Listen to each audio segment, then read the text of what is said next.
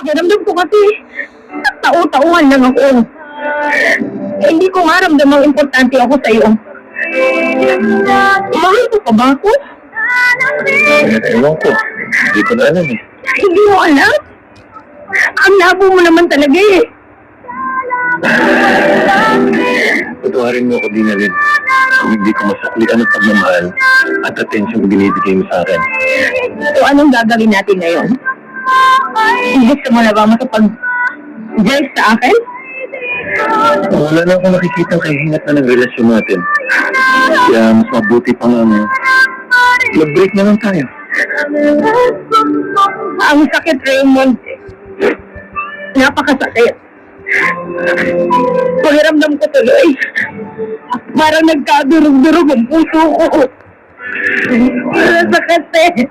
Dinalin, may gusto kong ibigay sa iyong remembrance bago tayo tuluyang magkahiwalay. At sana kahit paano, maibsan yun ang iyong kalungkot.